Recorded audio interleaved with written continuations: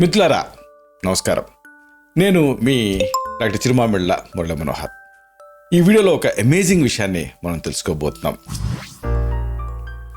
స్థిరమైనటువంటి ఆరోగ్యం మీకు కావాలనుకుంటే, సుస్థిరమైనటువంటి హెల్త్ మీకు అందాలంటే విలువైనటువంటి ఆహారం ఏమిటి అంటే ఉండ్రాళ్ళు, అలాగే ఆవిరి కుడుములు.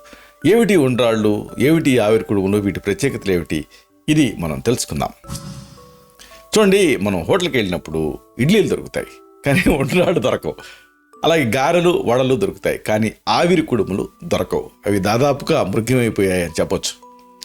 ఉండ్రాళ్ళు ఇక వినాయక చవితి నాడు మాత్రమే తినాలని మన వాళ్ళు అనుకుంటూ ఉంటారు కానీ నిజానికి ఈ ఆవిరి కుడుములు కానీ లేకపోతే ఉండ్రాళ్ళు కానీ ఇవి ఆరోగ్యానికి చాలా మంచివి. రోజువారీగా దీన్ని అల్పాహారం కింద తీసుకోవచ్చు. అనేక ప్రయోజనాలు. ఇది చాలామందికి తెలియదు. ఒకవేళ తెలిసినా వండరు. అంటే అలా వండితే అది నామోష్ అనుకుంటారు, అంటే అమ్మమ్మల వంటకాలు అని అనుకుంటూ ఉంటారు. అయితే ఈ పూటకూడ సాంప్రదాయాన్ని తమిళ్ మార్చేశారు, కన్నడ వాళ్ళు మార్చేశారు. అంటే ఆ ఉడిపి హోటల్స్ మొత్తం దేశమంతా వచ్చేసారు. దాంతో ఎక్కువగా అవే కంటిన్యూ అవుతూ ఉన్నాయి. అంటే మన తెలుగు వాళ్ళ సాంప్రదాయాన్ని మనం క్రమంగా మర్చిపోయి ఇడ్లీ, వడ, దోశ వీటి మీద ఎక్కువగా మనం ఆధారపడుతూ ఉన్నాం. దీంతో మనకి సాంప్రదాయమైనటువంటి ఆహారాన్ని మర్చిపోతున్నాం. ఆ ఇడ్లీ, వడ, సాంబారు వాటిలలో పడి కొట్టుకుంటూ ఉన్నాం. అంటే ఎట్లయితే కుర్తీలో ఎలుక పడి కొట్టుకుంటూ ఉంటుందో దాదాపుగా అలాగనే చెప్పొచ్చు. కాబట్టి విదేశీ సంస్కృతి అంటూ ప్రతిదానికి చాలామంది ఒంటికాల మీద లేస్తూ ఉంటారే, అలాంటి వాళ్ళు ఈ సొంత సంస్కృతిని మర్చిపోతున్నారు. దీంతో అనేక ఇబ్బందులు పడుతున్నారు. సరే, ఇంతకీ మరి ఇడ్లీలు నిజంగా నష్టమా, ఆవిరి కుడుములు లేకపోతే ఉండ్రాళ్ళు మంచివా, అసలు వీటి మధ్య డిఫరెన్స్ ఏమిటి, ఇది మనం తెలుసుకోవాలి. అంటే ఇడ్లీల గురించి చెప్పాల్సి వస్తే వీటిని అసలైనటువంటి ఫార్ములా కాకుండా రకరకాలుగా మార్చేస్తారు.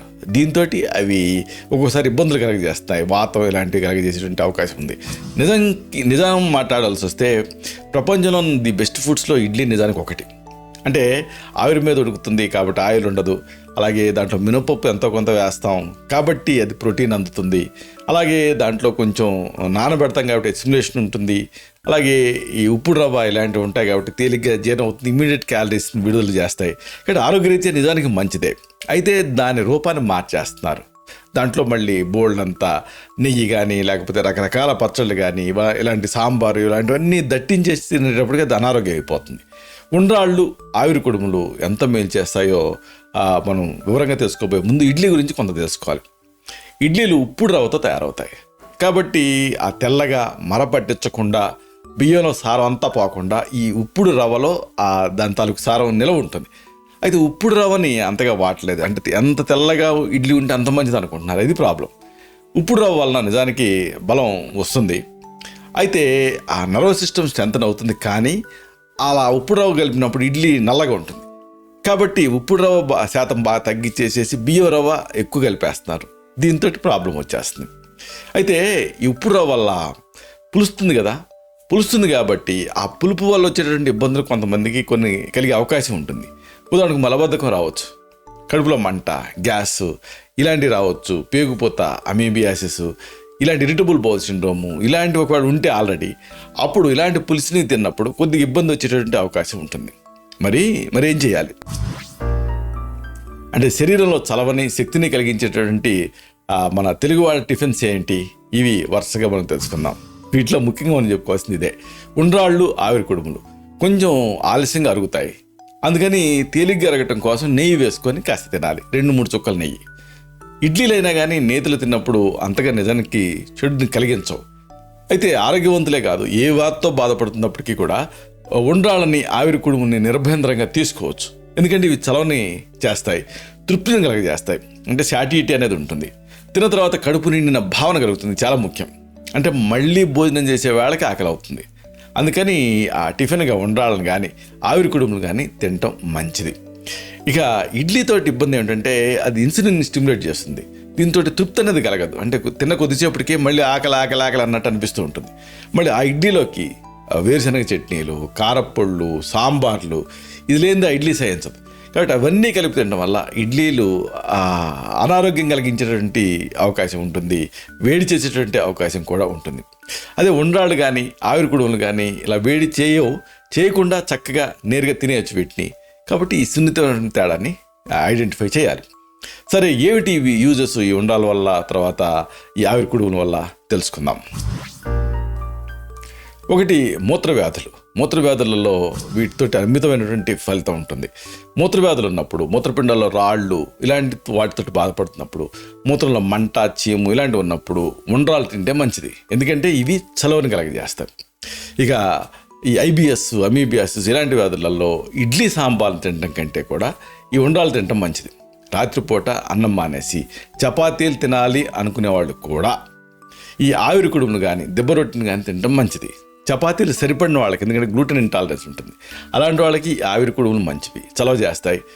పైగా దీంట్లో మరీ అంత ఎక్కువగా క్యాలరీలు పెరగవు, ఎందుకంటే డైరెక్ట్గా మినువులే తప్పితే దీంట్లో ఆ బియ్యం తక్కువ ఉంటుంది. కాబట్టి గోధుమ పిండితో వండినటువంటి వంటకం కంటే డెఫినెట్గా మన వాతావరణానికి ఆవిరి కుడుములు మంచిది.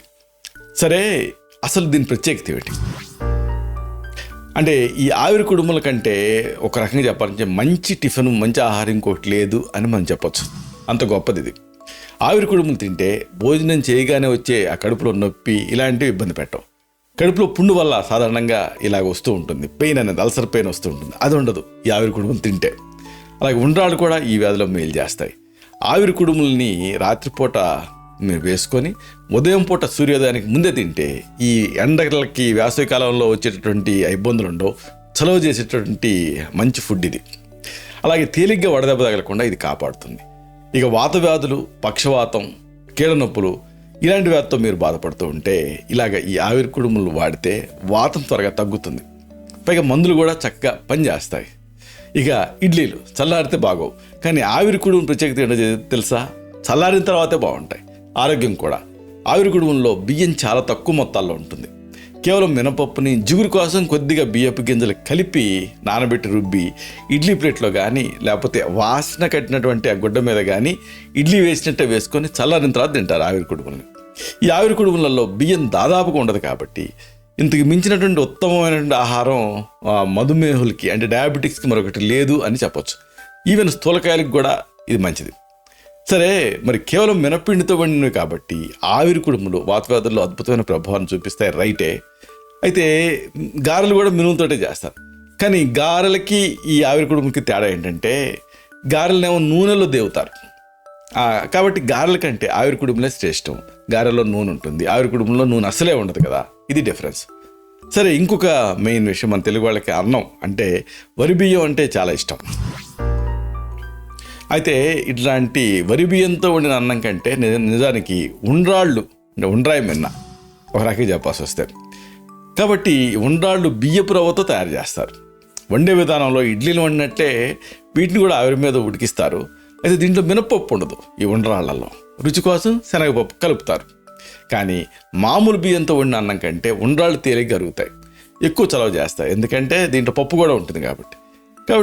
తరతరాలుగా ఇవన్నీ కూడా మన తెలుగు వాళ్ళు తిన్నటువంటి ఈ టిఫిన్లు ఇవి ఆరోగ్యానికి మేలు చేస్తాయి. మామూలుగా తమిళియన్స్, తర్వాత కెనడియన్స్ వీళ్ళ వల్ల Udupi hotels across the country వచ్చేసాయి, అవి రెడీగా అవైలబుల్గా ఉంటున్నాయి. కానీ మీరు కాస్త ఓపిక బట్టి ఈ ఆవిరి కుడుముల్ని, ఉండ్రాళ్ళని తయారు చేసుకొని తీసుకోగలిగితే ఇడ్లీ, దోశ, ఉప్మా, పూరి వీటి స్థానంలో వీటిని కనుక వాడగలిగితే వాటితో ఉండేటటువంటి ఏమన్నా ఇబ్బందులు ఉంటాయి, అవి ఉండకుండా ఉంటాయి. పైగా ఈ ఆవిరి కుడుములు కూడా కావాలనుకుంటే జీలకర్ర, ధనియాలు విడివిడిగా నేతిలో వేయించి సమానంగా తీసుకొని మెత్తగా దంచి తగినంత ఉప్పు కలిపి ఆ పొడిని నంజుకు తిన్నారనుకోండి, అప్పుడు ఆ మినపప్పు వల్ల వచ్చేటువంటి ఆకాశ దోషం కూడా లేకుండా ఉంటుంది. ఈ ఆవిరి కుడుములు తేలిగ్గా అరుగుతాయి. పుదీనా ఆకు పచ్చడి కూడా ఈ ఆవిరి కుడుములు కూడా ఓవర్గా తింటే వచ్చేటటువంటి ఉబ్బరింపుకి విరుడిగా ఉంటుంది కాబట్టి పుదీనాని కలిపి కూడా మీరు తినచ్చు. ఇలాగా ఈ విలువైనటువంటి ఆహారం ఉండ్రాళ్ళు, అలాగే ఆవిరి కుడుములు ఇవి మన తెలుగు వాళ్ళకి మాత్రమే సొంతమైనటువంటి టిఫిన్స్. వీటిని మీరు ఆహారంలో భాగం చేసుకోండి. క్రమంగా దీన్ని తినడం మీరు స్టార్ట్ చేస్తే దీన్ని ఇష్టపడటం మొదలు పెడతారు. రోజువారీగా ఇడ్లీ తిన్నట్టే దీన్ని కూడా మీరు తినగలుగుతారు. ఇలాంటి మరిన్ని ఇన్ఫర్మేటివ్ వీడియోస్ కోసం ఈ ఛానల్ని సబ్స్క్రైబ్ చేసుకోండి. అలాగే ఈ వీడియోలు అప్లోడ్ అవడంతో ఆ విషయం మీకు తెలియడం కోసం బెల్ బటన్ క్లిక్ చేయండి. అన్నిటికంటే ముఖ్యంగా ఇలాంటి అద్భుతమైన విషయాలు ఇతరులకు ఉపయోగపడటం కోసం ఈ వీడియో తలకి లింక్ని మీ సర్కిల్స్తో షేర్ చేసుకోండి. అలాగే బెల్ బటన్ క్లిక్ చేస్తే ఇది మరింత మీ వీడియో అప్లోడ్ అయ్యి అవడంతోనే ఆ విషయం మీకు నోటిఫికేషన్ ద్వారా తెలుస్తుంది కాబట్టి మిస్ అవ్వకుండా ఉంటారు. అలాగే లైక్ బటన్ మీరు క్లిక్ చేస్తే ఏమాత్రం ఇది ఉపయోగకరంగా మీకు ఉందని అనిపించినప్పుడు లైక్ బటన్ క్లిక్ చేయండి. అప్పుడు ఇది మీలాగే మరింత ఎక్కువ మందికి రీచ్ అవుతుంది, రికమెండ్ అవుతుంది, ఈ వీడియో తలకు పర్పస్ సర్వ్ అవుతుంది. శతం జీవ శరదో వర్ధమానః, శతం హేమంతాన్ శతం వసంతాన్. 100 శరత్తులు, 100 హేమంతాలు, 100 వసంతాలు వర్ధిల్లుతూ జీవించండి. Stay healthy, stay happy, be positive, keep smiling, stay safe. Love you all. శుభం.